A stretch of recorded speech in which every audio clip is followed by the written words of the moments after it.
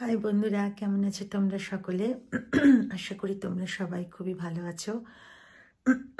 আমি ভালো ছিলাম না, প্রচণ্ড সর্দি কাশির মতো অবস্থা, মানে কথা মুখ থেকে বেরোচ্ছে না। তোমাদের যে গল্পটা বলবো তোমরা শুনবে, কিভাবে বলবো, তাই জন্য আর বলিনি। তো আজকে আমি তোমাদেরকে কথা সিরিয়ালের গল্পটা বিগত যে কদিন বলতে পারিনি সে কদিনের এবং আজকে একটা পুরো গল্প তোমাদের সামনে তুলে ধরছি। তো চলো শুরু করি। Welcome and welcome back to my channel serial update with Rinka.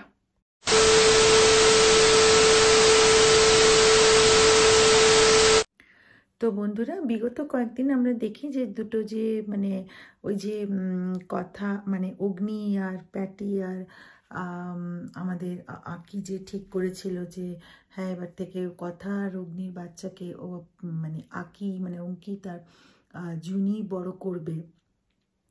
তো তো সেইটাই আর কি ওরা প্ল্যান করে যে তাহলে কি করা যাবে। তো ওরা বাড়িতে এসে বলে ওদের দুজনকে মানে অঙ্কিতকে অ্যাসাইনমেন্টের জন্য যেতে হচ্ছে অস্ট্রেলিয়া, আর যেহেতু অঙ্কিত যাচ্ছে স্বাভাবিকভাবেই ওয়াইফও যাবে।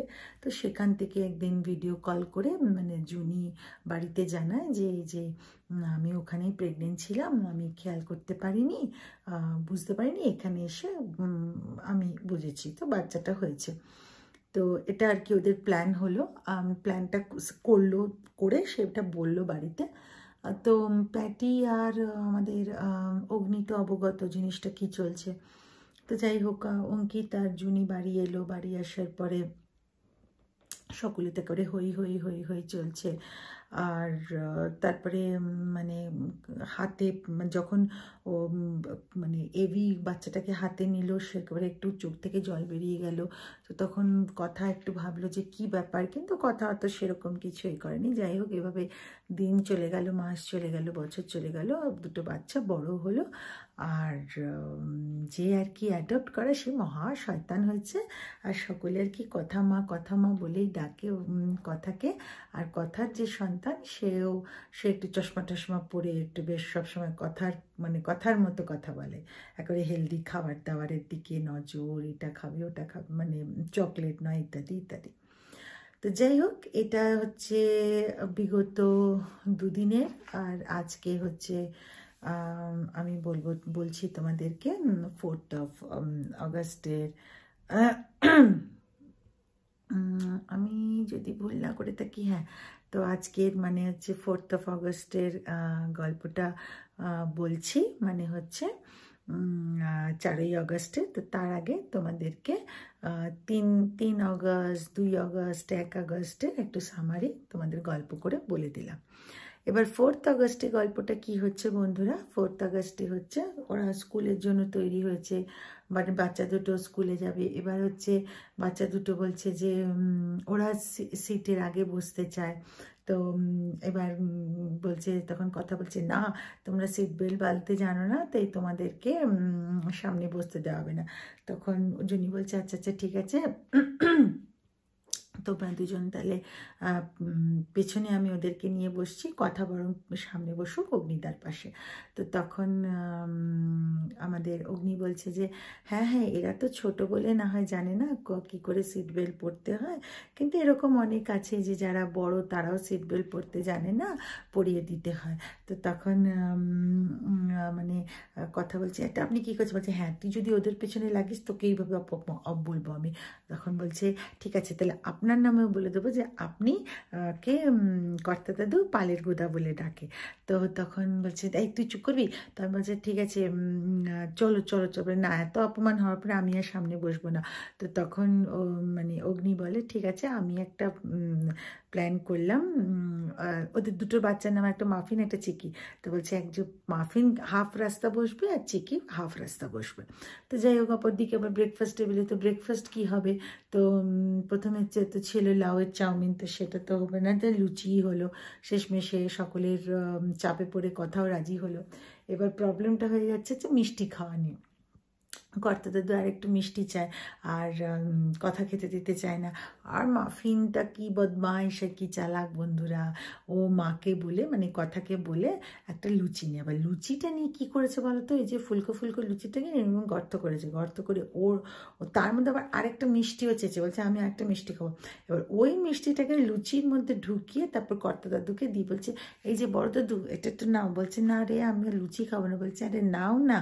তো তারপরে নিয়ে তখন নিয়েছে, নেওয়ার পরে আমাদের মাফিন এমনকি চোখটা মারলো কর্তা দাদুকে, আর তারপরে তাড়াতাড়ি করে মুখে ঢুকে নিয়েছে কেন মিষ্টি, কারণ কর্তা দিদা মানে এখানে খাচ্ছে ধরো, আর অপোজিটেই হচ্ছে রান্নাঘরটা।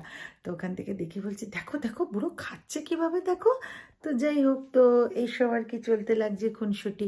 এর মধ্যে বন্ধুরা আমরা কিন্তু বিগত কয়েকটা পর্বের একটা পর্বে আমরা দেখতে পাই আমাদের চিত্রা গুহ কিন্তু জেল থেকে ছাড়া পেয়েছে, এবং উনি ফোন দিয়ে আসছেন কীভাবে মানে